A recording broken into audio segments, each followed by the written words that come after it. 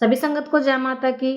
तो आज का विषय है, प्रश्न है कि अगर हमारे घर में कोई कंवारी लड़की मर जाती है, वो हमारी बुआ भी हो सकती है, वो हमारी बहन भी हो सकती है, उम्र भले उसकी कुछ भी हो, जो शादीशुदा नहीं है, तो वो क्या हमें परेशानी देती है? क्योंकि उससे तो हमारा खून का रिश्ता होता है, वो भला हमें कैसे परेशानी दे सकती है? तो बहुत घरों में इस शक्ति की वजह से परेशानियां दिखाई देती हैं। देखिए, जब कोई इंसान इस शरीर को छोड़कर संसार से जाता है, तो रिश्ता शरीर का है, आत्मा का नहीं। आत्मा तो सभी जानते हैं शरीर को वस्त्र की भांति बदलती है। तो बहुत लोग ये मानने को तैयार नहीं होते, और मेरे पास बहुत 3-4 बच्चे ऐसे आ चुके हैं जिनके घर में ये समस्या है। वो चाहे कितने भी भक्ति कर ले, कितना भी जप तप दान पुण्य कर ले, वो शक्ति जो है उनकी भक्ति को पूरा होने नहीं देती, उनकी भक्ति में उनको आगे बढ़ने नहीं देती, उनको कष्ट पे कष्ट आते हैं। अगर वो किसी प्रकार से गुरु मंत्र से लगा लो या पूजा पाठ से लगा लो, सक्षम हो जाते हैं, बच जाते हैं उन चीज़ों से, तो उनके बच्चों को परेशान करती हैं, उनके बच्चों के कार्यों में बाधा बन जाती है। जिस प्रकार से ऊत पित्र होते हैं, उसी प्रकार से ये शक्तियाँ भी होती हैं। अब ये समस्या है कि सहेली तक, हाँ, किसी के साथ तो किसी की बहुत ही प्रेम प्यार वाली सहेली है और उसने शादी विवाह नहीं किया, कंवारी ही चली गई, यानी कि दुनिया की जो सुख सुविधाएँ होती हैं, जो जीवन के जो भी क्रियाकलाप होते हैं, वो उन्होंने नहीं करे होते हैं, और वो ऐसे ही अपने जीवन के सुख को भोगे बिना ऐसे ही चली जाती हैं। तो क्या होता है, उनकी आत्मा तृप्त हो जाती है। डराने की बात नहीं, आपने सुना होगा डाकनी-शाकनी, हाँकनी, इसके ऊपर बहुत सारे वीडियो हैं। बहुत सारी इन चीज़ों का हमारे किताबों में भी मिलती है, आप कहीं भी पढ़ सकते हो।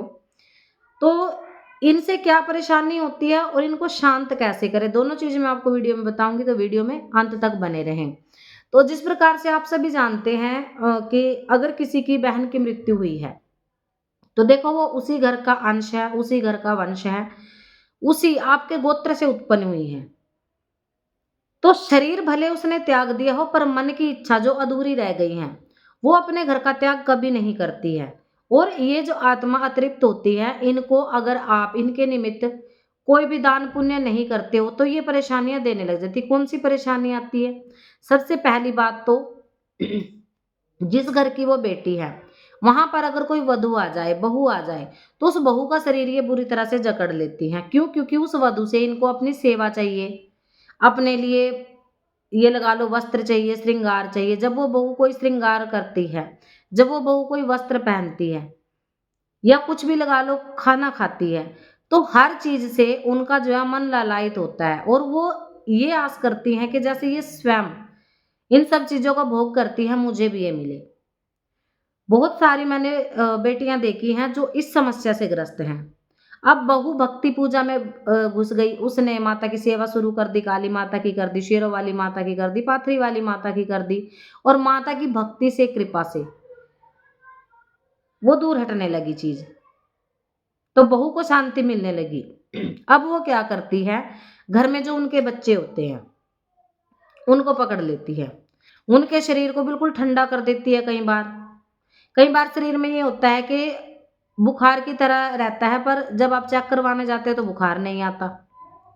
दौरे से आने लग जाते हैं। जैसे कहते हैं ना कि दाँत बिछ गए, बिल्कुल बंद हो जाता है। इसको दौरा ही कह सकते हो आप।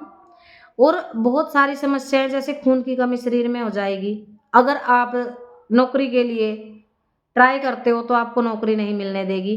आर्थिक रूप से आपको बहुत परेशान कर दिया जाएगा। छोटी-छोटी बातों पे क्रोध आने लग जाएगा। जब भी घर में कोई शुभ कार्य हो, कीर्तन हो, जागरण हो, या आपने अखंड ज्योति जलाई हो, या आपने माता रानी की सेवा उठाई हो, 2-4 दिन आपके अच्छे निकलते हैं, उसके बाद आपके घर में तांडव मचता है, झगड़ा क्लेश हो जाता है।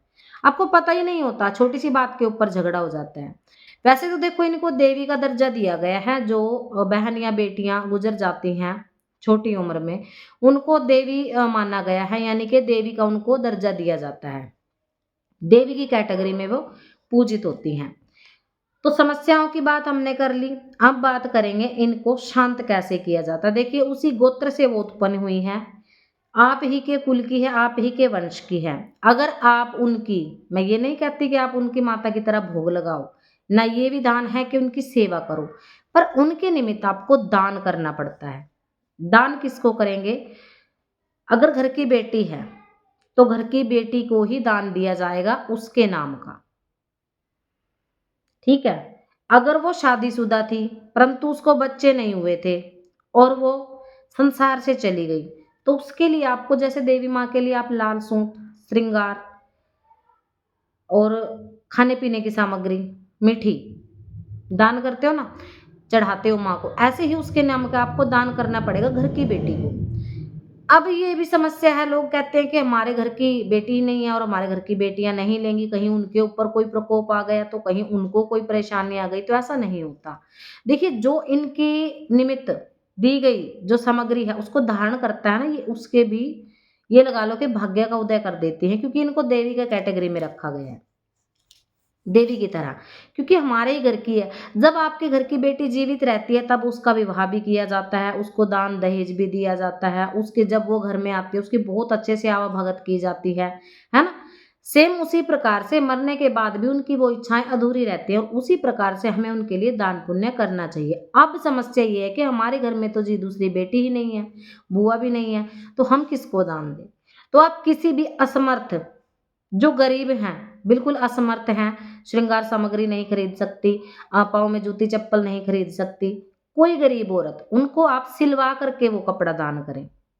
जैसे आप सूट दान कर रही हैं, साड़ी दान कर रही हैं उनके लिए, तो सिलवा के, ताकि वो तुरंत उसको धारण करें।